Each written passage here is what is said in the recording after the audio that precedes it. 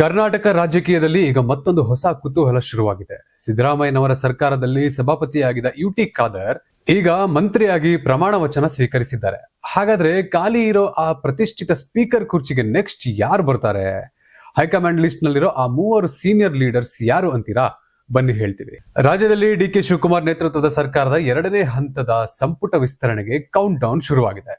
Cabinet ನಲ್ಲಿ ಸ್ಥಾನ ಸಿಗದ ಹಿರಿಯ ನಾಯಕರಿಗೆ ಈಗ ಸ್ಪೀಕರ್ ಹುದ್ದೆಗೆ ಜವಾಬ್ದಾರಿ ಒಪ್ಪಿಸಲು ಕಾಂಗ್ರೆಸ್ ಹೈಕಮಾಂಡ್ ಪ್ಲಾನ್ ಮಾಡ್ತಿದೆ ಅಂತ ಮೂಲಗಳಿಂದ ತಿಳಿದು ಬಂದಿದೆ. ಸದ್ಯ ಈ ರೇಸ್ ನಲ್ಲಿ ಮುಂಚೂಣಿಯಲ್ಲಿ ಮೂವರ ಹೆಸರು ಕೇಳಿ ಬರ್ತಿದೆ. ಅಸಲಿಗೆ ಯಾರು ಆ ಮೂವರು ಅಂತ ಒಂದೊಂದಾಗಿ ಈಗ ನೋಡುವ ಸಮಯ. Number 1 HK Patil. ಹೌದು, ಗದಗ ಕ್ಷೇತ್ರದ ಹಿರಿಯ ಶಾಸಕರು. ಕಳೆದ ಸರ್ಕಾರದಲ್ಲಿ ಸಚಿವರಾಗಿದ್ದ ಇವರಿಗೆ ಈ ಸಲದ ಸಂಪುಟದಲ್ಲಿ ಮೊದಲ ಲಿಸ್ಟ್ ನಲ್ಲೂ ಸ್ಥಾನ ಸಿಕ್ಕಿಲ್ಲ, 2ನೇ ಪಟ್ಟಿಯಲ್ಲೂ ಇಲ್ಲ ಅಂತ ಹೇಳ್ತಿದ್ದಾರೆ. ಹಾಗಾಗಿ ಈ ಅನುಭವಿ ನಾಯಕನಿಗೆ ಸ್ಪೀಕರ್ ಪಟ್ಟ ಕಟ್ಟುವ ಸಾಧ್ಯತೆ ದಟ್ಟವಾಗಿದೆ. ನಂಬರ್ 2 ದಿನೇಶ್ ಗುಂಡೂರಾವ್. ಗಾಂಧಿನಗರ ಕ್ಷೇತ್ರದ ಸತತ 6 ಬಾರಿಯ ಜಯಶಾಲಿ ಆರೋಗ್ಯ ಸಚಿವರಾಗಿ ಚೆನ್ನಾಗಿಯೇ ಕೆಲಸ ಮಾಡಿದ್ದರು. ಈ ಬಾರಿ ಮಂತ್ರಿಗಿರಿ ಸಿಗೋದು ಡೌಟ್ ಎನ್ನಲಾಗಿದೆ.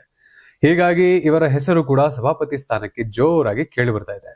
ಇನ್ನು ನಂಬರ್ 3 BR ಪಾಟೀಲ್. ಆಳಂದದ ಹಿರಿಯ ಶಾಸಕರು. ಮಂತ್ರಿ ಸ್ಥಾನ ನನ್ನ ಹಕ್ಕು ಅಂದಿದ್ದ ಇವರು ಸರ್ಕಾರದ ವಿರುದ್ಧವೇ ಕೆಲವು ಅಸಮಾಧಾನ ಹೊರಹಾಕಿ ಸಖತ್ ಸದ್ದು ಮಾಡಿದರು. ಸದ್ಯ ಇವರ ಹೆಸರು ಕೂಡ ಸ್ಪೀಕರ್ ರೇಸ್ ನಲ್ಲಿ ಮುಂಚೂಣಿಯಲ್ಲಿದೆ ಅಂತ ಕೇಳಿ ಬರ್ತಾ ಇದೆ.